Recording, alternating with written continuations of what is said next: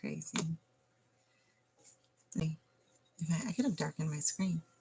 You would think that on days that we have 100% sunshine that we would actually have internet service, but no. I did darken my screen. There we go. Oop. Good morning. Good morning. How are you? Hang on. Go ahead and do your good mornings in our introduction. I forgot to tell Tammy that we were going live. Well, good morning. Keep going. And my introduction is... Hi, we're the Bradshaws. We're 2 of the 5 that moved from... Are you serious? Louisiana. If it wasn't Father's Day, I'd probably pop them upside the head. But it's Father's Day, so happy Father's Day.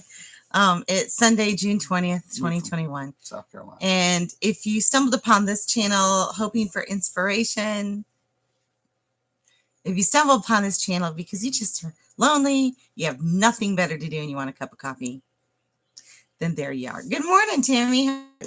And evidently, I didn't turn my volume off of my phone, so it didn't interfere.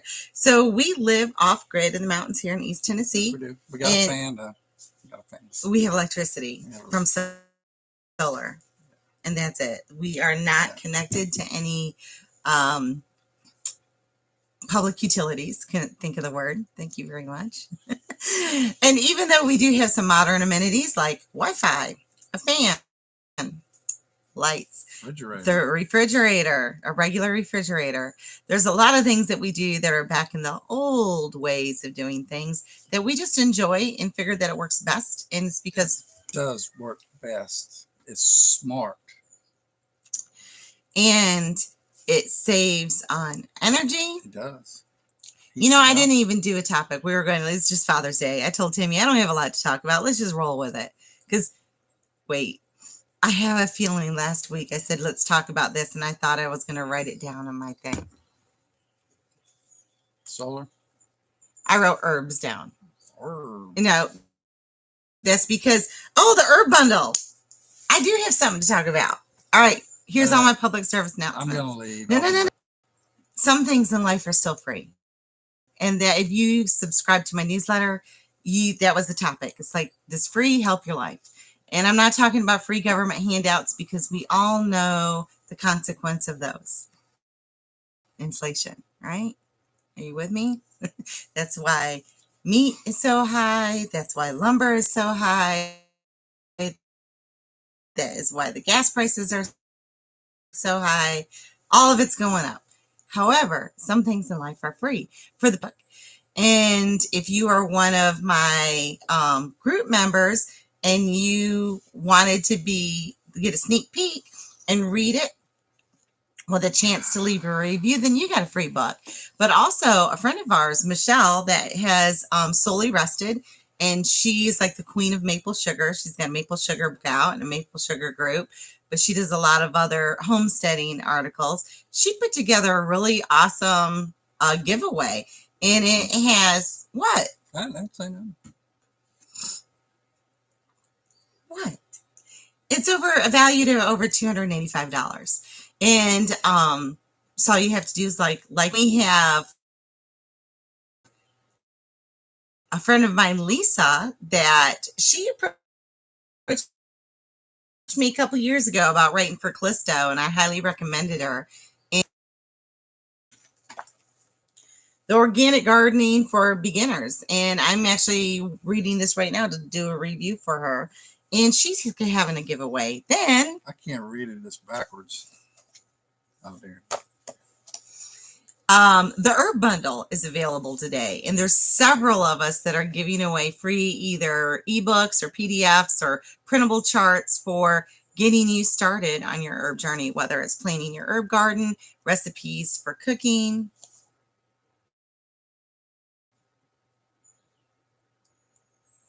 I don't know how many times I've said this, but he's incorrigible. I was just looking at that towel hanging up on the wall back there. Please go get it off. Go get it off. Oh, man. This is our bedroom. That's funny. It's the only place that we can put the computer. So anyways, you can see his old dirty behind on there. No, it's just a stained towel. Our daughter, Morgan, she works at a cabin rental place, and she'll get the towels that are clean, but they're stained beyond using for a rental and brings them home. That's it. Those things are free this week. So if you go to my Homestead Life page or my Instagram, my Homestead Life, you'll find it's on there. And you can figure out, or just subscribe to my newsletter, and I'll keep you posted. And you can do that from myhomesteadlife.com, because some things in life are free, and it's nice to have those little things during this economy right now. And if you get something for free and you figure you can't use it, sell it, make some money. And that was one of the things we just got, that bike. Lyndon won a brand new bike. It's actually here in our bedroom. Hang on. Hold my coffee. Wait. Look. We talked about it last week. See it? There it is. Wait. Right there. Yeah. We got it in the bedroom because it's supposed to rain and we don't want nothing to happen to it. But we went to a picnic and she won that. We were really blessed. We loved it. It tickled. Didn't put money in our pockets, but it didn't need to. It just made our day, and we had the best time. We would have had a good time without it. It was a great day of fellowship. But yeah, some things in life are still do. Do the update. Pretend that they don't know what's going on with the whole thing. Well, get it? Well, short version. Right. We have to haul our water. We don't have a well up here. Our water is rainwater collection. And we are dry right now. Dry. All the rain barrels are, hear an echo in them. So we have an artesian well down in the holler, which is a quarter mile down the mountain. And this guy here has to haul water all the way up the mountain. It's a little over 300-foot difference in elevation, in 5-gallon buckets and gallon totes to bring it up here for us, our pigs, our goats, our rabbits, our guineas, our turkeys, our ducks, our bees, our showers, our cooking, our laundry, you name it. And so therefore too, the gardens don't get watered because we don't have a drop to spare. However, the past couple weeks, this man has been, there we go. I brought you all the way. Yeah, I've been now you can talk. Building a frame for a cistern. The gutter's up. I've got it connected. It's a water cistern to collect water. It to rain. It's beautiful. Yeah, it really is beautiful. It's a gorgeous thing. So it's, we're gonna be able to collect a good bit of water from that, and hopefully it'll get us through. I wanted to see, is 40 foot by what? What's the measurements? The gutter, the roof.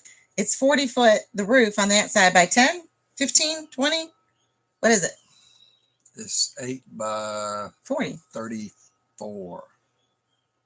It's 34 feet. It's 34 feet long, which is a huge surface for collecting rainwater. Huge. I need to get that math in my head so I can quote it to y'all. How many gallons of water you collect per square foot of roof? I can't remember, but a good rain will fill that up.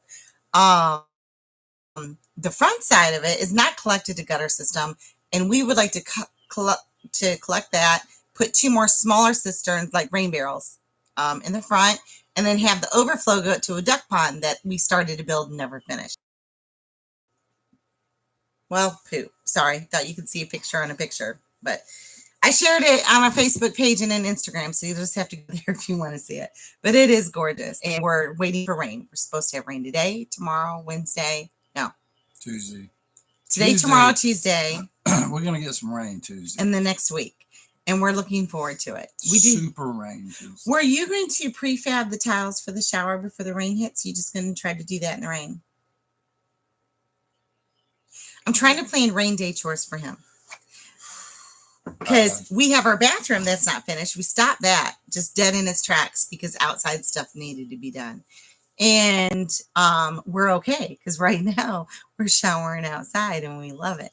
I love it. I love showering outside.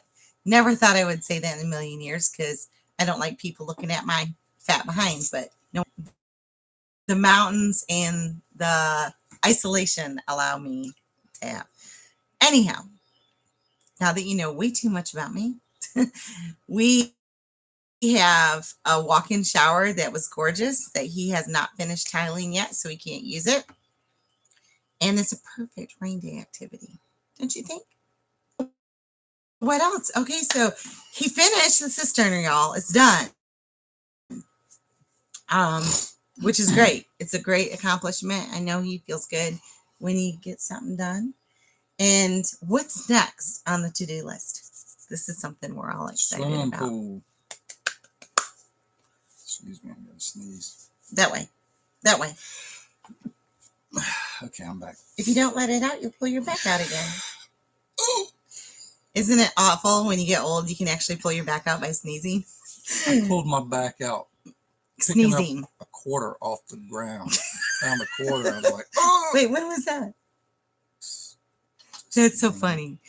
Yeah, so getting old sucks. But if it would have been a penny, I'd have probably walked by. But a quarter, I was like, yeah. You don't walk by. You walk by pennies? Well, I have. I never walked by a penny. You know, a quarter. It's like, do I throw my back out? You walk by money and let it go. You got too much money. That's all I got to say. Either that or no pockets. It's really tough sometimes. But okay, so here it is. Last year we could not get our hands on a pool. I had one in my shopping cart because I knew we wanted one because it's really hot here with no respite. There's no ocean breeze like we had in South Carolina. There's no wind. It's sun. I mean, we get the fan on, it's just blowing hot air on us. It doesn't help at all. And it's very humid, so you don't dry. A friend, I saw a meme the other day, said somebody wanted to know what it was like to live in Florida. Is go and take a hot shower, don't dry off, put your clothes on. That's it. There you go. And that's how it is here. Yeah. That's how it was in South Carolina sometimes, but we at least had the ocean. Telling yourself winter. Or fall is coming right around the corner, but it's not that far away. We couldn't get a pool. COVID made it impossible. We called every dealer in actually 3 different states. I had friends looking online, nothing, nada. But I could find a pool liner, just not a pool. So I kind of had this idea going, hey, honey, could you build a pool? Yeah, sure. Most of the time, it's like, yeah, we need that, and I'm going to do my best to get it done. You can figure it out. Yeah. Long story short is Timmy milled the lumber. He did the circumference. He did the supports, and he built us a pool. It was gorgeous. We had to use rainwater to fill it up, and we were in a drought. So by the end of August, we finally got it full to where we'd swim in it, and then it got cold, like less than a month later. So I think we got to enjoy it an actual month, but we did get to enjoy it a month. And now we couldn't get a filter last year because COVID. So finally, I think right before winter hit, I found us our put in handling. It was amazing. Or I paid, I don't know, it was a very small amount of money. I'm sure shipping cost more than what I paid. But we were so grateful for it. It worked for me, and then it died. But then it was winter. So now we have a saltwater sand filter, just like we had in South Carolina, and it isn't hooked up yet because it was winter. So that's what he's going to work on now. Yeah? Yeah, I'm going to put the the bulkhead fitting in the side of the pool to pipe it up to the pump and pretty much, vacuum the pool out. And I mean, I know the water, is brown, it's bad looking, but just from leaves we'll be able to get it cleaned up. So there is hope. If you guys can't find a pool and want one, you can actually build your own. Now, people sent me the water troughs, the round ones that you can get at Tractor Supply and stuff. They are less than 2 foot deep. Yeah. And they cost $300 and X amount of dollars, right? They might even be more than that now. You can find a used one every now and then, but sometimes they have a whole sit in that, and then the water would overflow, and that would be it. We wanted to be able to cool off more than our ankles. And not only you're skinny or you got some littles, and you can't get one of those little kiddie pools or what have you. But it just didn't make sense for us to spend that kind of money when we could have gotten a sand filter and the pool liner for the same amount. So that's the way we went. Now we have had some stumbling blocks along the way. Like, for instance, Timmy brought digging out the one side of the pool because we live on a mountain. To make it level, he just brought dirt pool. Here's level and here's not level. Instead of digging this out and having it like that in solid ground, got to right where the edge of the pool was. So then right after the pool went near. So when it rained, it washed that out and the pool went neat, just a little bit neat. And there's nobody in this house that told him to do any different. There's a lot of neats around here. Anyway, I did dig it out, and I think the dirt that I dug out on the high side, I moved it over to the low side, and when it settled, it it did. It is good. So he's got the supports in it like they need to be, and when we get it cleaned out, I'm going to take a bunch of pictures and I'm step by step with you. To me, that we are denied some of those luxuries because of A, affordability, and 2, availability. And with making your own, you take both of those away. All you have to have is the knowledge, ability, and that we can share with you from our experience and certainly our mistakes.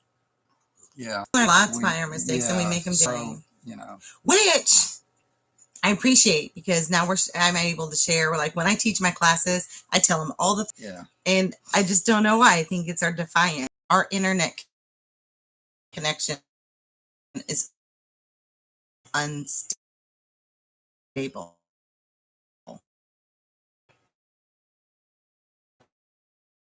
We're here. We're just talking about a little unstable. I've been having a tough time this week, but I don't want to ruin my day now because I'm actually in a decent mood. But let's talk about our solar real quick. Our solar. Have you guys seen California and Texas that their power grids in danger of failing? The Hoover Dam is at 35% capacity. The water where people get their energy, and it's this. When we don't even have a power grid to support it. Man, just plug it in and throw the switch. In Tennessee, it's hot as Hades right there.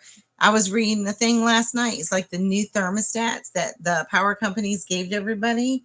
They're able to control them remotely and without consent or knowledge. They across the board that anybody that had that thermostat, they raised up the temperature to 78 degrees. They can preset it themselves, eh?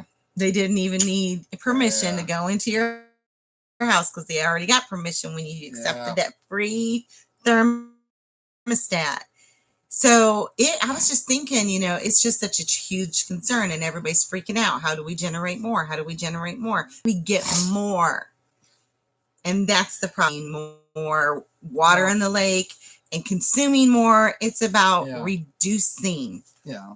Well, I mean, if people don't have the drive and to want to conserve, and you get into it, and so you're gonna have to conform to, No, they didn't inform the people. That's the thing. They were upgrading their system and gave them this new thermostat, never informing them of what they had the ability to do on their end. Really? Yes. Well, isn't that how the government works? Well, yeah. Informed consent. Isn't that what it's all about? Conversation, but when you go to bed and you have your air conditioner up and it's on 78, you're like, you start yelling at your kids. And who touched us? Yeah, that's a big taboo. What happened here? You don't go and touch someone's thermostat. Wasn't it Daddy 2 or Stepdaddy 2 with Mark Wahlberg, where that thermostat was a huge contingency in the house, and the stepdaughter kept touching it. She liked it on 80 something, and then had the window open. They were all sweating to death. It was just a funny show. What is the name of that show? Daddy's home Daddy's too. home too. It was funny. Yeah. But so anyhow, as far as reducing, this is we've had a huge lesson in that. And even though we do have solar and we're very fortunate for it, very thankful for it, I should say, we since birth, really. And if you want to wake me up, turn off my fan. There we go. Reconnecting again. There people are going, how many, and I'm telling you, I was right there with them. How much money do I need to spend in an off-grid system to provide my needs? And I replied, is it economical? Is it eco-friendly? I said, my reply is, if you want to live like you're living today in your modern times, you'll never, unless you're rich, you'll never be able to afford it. And if you can't afford it, by the time it electricity, then you would have buying that solar system to exchange, to replace dollar for dollar, watt for watt, what your current use is. The way to make it completely affordable and doable is you have to reduce everything. Yeah. And you have to live differently. Yeah. And a lot of people aren't willing to give up those creature comforts that they've grown accustomed to in order to do that. And hence the energy crisis that we're having out west right now.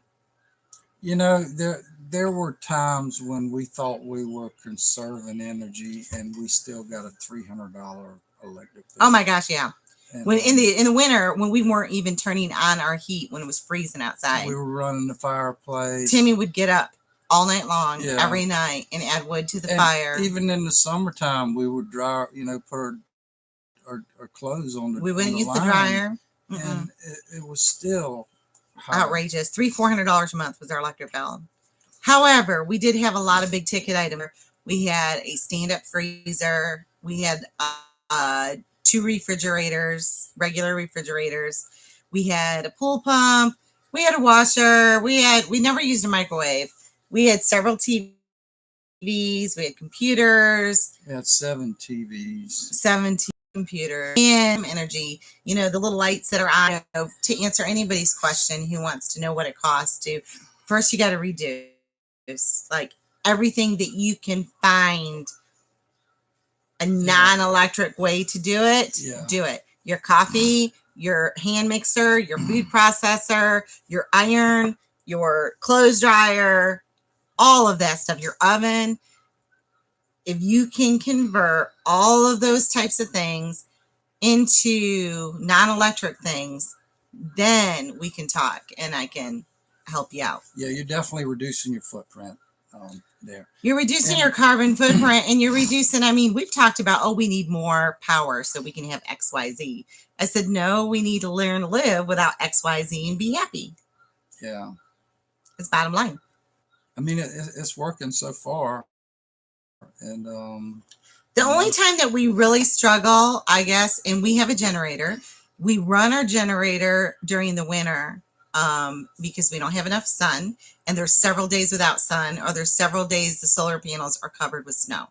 So we would run, but I would say all winter long during all of that, I think we spent maybe $30, $40 on gas total for the whole winter for the generator. The only thing I can't stand about the generator is the sound. It's so loud. But we're thankful for it. Yeah, I think as soon as I get my my shop built, I'm gonna be able to put it out there. Put the generator over there, power line with the plugs on it, to be able to plug into the solar panel. The solar, yeah, and Wayne Hubbard. Yeah, Wayne Hubbard. He told me, he said, Timmy, he said, you can take your generator and you can put a car muffler on it, and he said you won't hear it. You won't hear this thing running. You'll hear something, but it won't be blaring. That doesn't have anything to do with what we're talking about. He's looking forward to his man cave. Yeah, and being able to, I'm supposed to be getting a welding machine and stuff like that, and being able to use, different sources of power, and, not blow up the place with all the blow up the place. Oh, with propane and gas. Yeah. We do. Oh, and that's another thing. So winter cook. No, I think we go through more propane during the summer than we do in the winter because I'm cooking on the grill all the time. Our wood cook stove.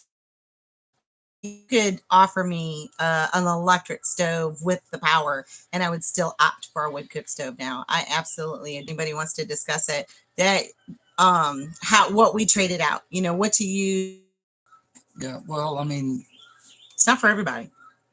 the appliances. We're connecting again. One of these days when we grow up, we'll have real Wi-Fi. The appliances, what, honey? Sorry, go ahead. I said the appliances have come a long way, you know, with how much energy they use. So that does help out in being off grid and having solar because it's not using as much. Exactly. Like our lights are 8 watts. Yeah. You know, and things like for instance, our grow lights for our microgreen system, they're 15 watts. So that helps. I mean, that really, really, really helps that they're making energy efficient electrical appliances and just reducing our usage. So for instance, right now we got the lights on because we're talking to you. It'd be too dark without it. But as soon as we're done, they all go off. If we're not using it, it's off. And if we know it's going to rain like it's supposed to, we'll conserve. The only thing that'll be on in this house will be a refrigerator, and we will try not to open up the door so the compressor doesn't kick on. You know, things like that you just generally don't think about. Well, it's just being mindful. And I mean, you know, I remember one time walking up on Morgan, and I'm not trying to throw her under the bus. I'm just, you know, trying to make a point. Is she would get something out of the fridge, and I guess she would open the door, and she would just stand there staring, with the door open, what and do I just want? Start eating right there. You know, Ow. you want close the door.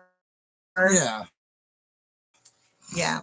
So those things. It's being everything adds up. Mindful.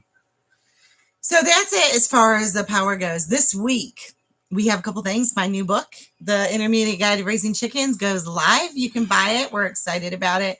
I'm really proud of this book. We've had a lot of support. It's been truly amazing. I still have to promote it for 2 more weeks, but I say I have to. I get to promote it for 2 more weeks. So I'm fortunate about that. Do well. I do want it to do well because I love it. Get it out there. I share a lot of our personal stories in there and things that we have learned over the days. This week too, we're hoping to get another load of green hay. A friend of ours contacted us, and they have hay available, and they've never sold it before. And they got a baler, and they have the land, so we're excited. We are, so we can afford to get it.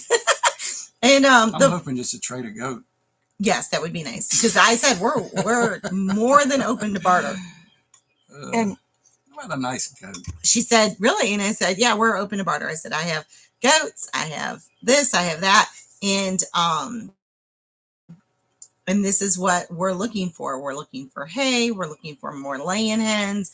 We need a tractor attachment, and you know, so I think bartering is a great way to do business, especially if they have something you want and you have something they want, and it works out for everybody. Outside of that, Timmy's going to work on the pool, and if the rain holds off some days, you and Gavin are going to mill some trees, and that's what I wanted to talk about, the lumber mill. I put that on there. We were very fortunate to be able to get the lumber mill. A friend of ours, you know, helped put towards the cause, and I worked my bum off that summer trying to get enough money to buy it. And we actually bought a used one with a warranty from a dealer. And I want to say it's in Clayton, South Tennessee, but I can't remember the name of the city. I think that's what it was. Mm-hmm. And it was still, I mean, we didn't get a huge discount. I think it was like $300, but $300, and we got extra parts. Like they gave us extra blades and stuff, but the blades were expensive. And I understand now because of the demand of lumber being so high. What was that price at OSB the other day when we went to Lowe's? OSB now is the crap. $50 a sheet. $50 stinking dollars a sheet. When we did our roof and polys, it was $5. When we went and got the sheeting last year in June, it was $8. and it's $50 a sheet right now for OSB. Yeah. That's not something we can make. And see, the thing about OSB, it's more like a sheathing. Well, if you look at the lumber today, there's certain wood you have to have full pieces to make, certain pieces. But in the OSB fact, they pretty much just take all the scraps, whatever pieces of tree, and they run it through a chipper. It gets shredded and glued together, and then they just put it all together and there's no reason why it should be $50 and press it, none, and cut it to and they're charging outrageous. Yeah. However, what I was trying to say is the sawmills are now, from my understanding, I heard from somebody in our group, on a 2-year waiting list. So that sucks for people wanting that option. However, I will say this, a lot of people with sawmills hire out their services. They bring their portable mill to you. We had to do that before we got ours when we built our house. And then you cut your own trees and they mill them right there.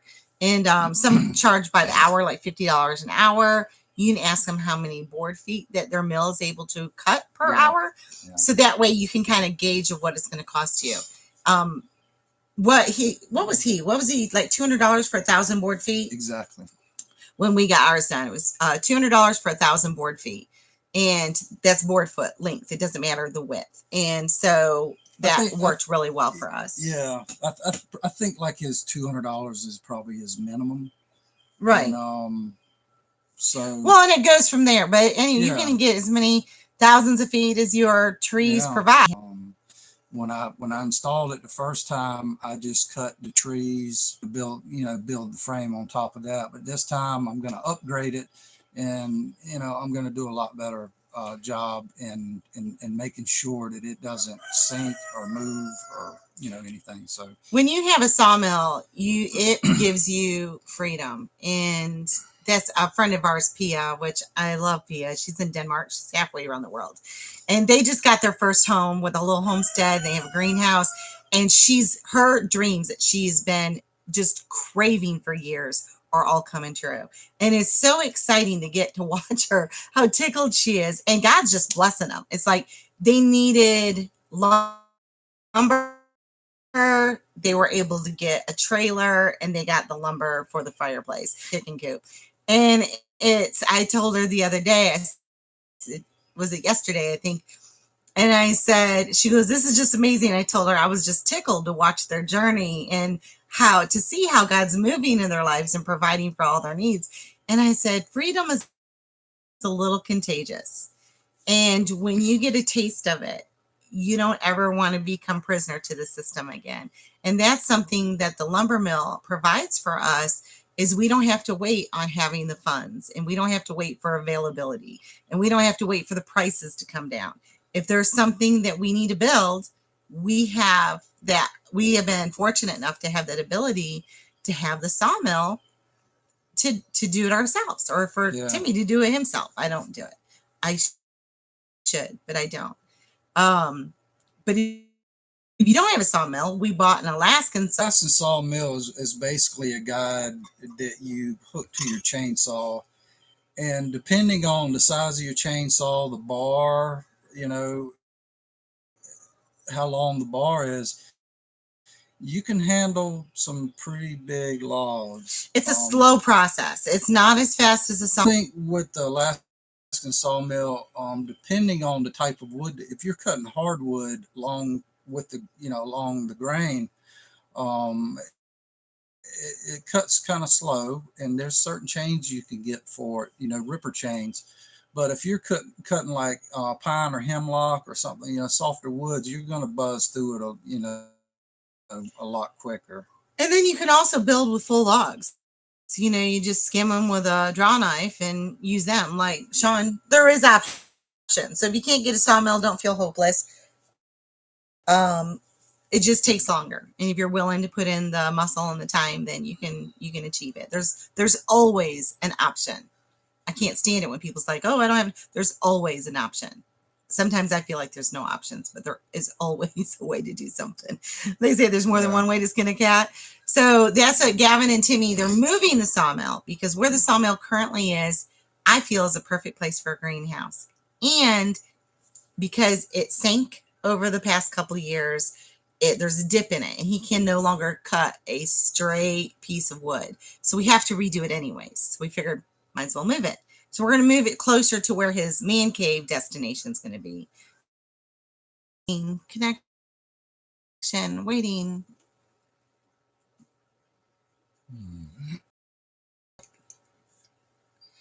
Well, if you can see us, goodbye. Have a blessed Father's Day. Have a good day. If you can't see us, I'm sorry, but that's our internet off grid. Bye, y'all. Thanks for joining us.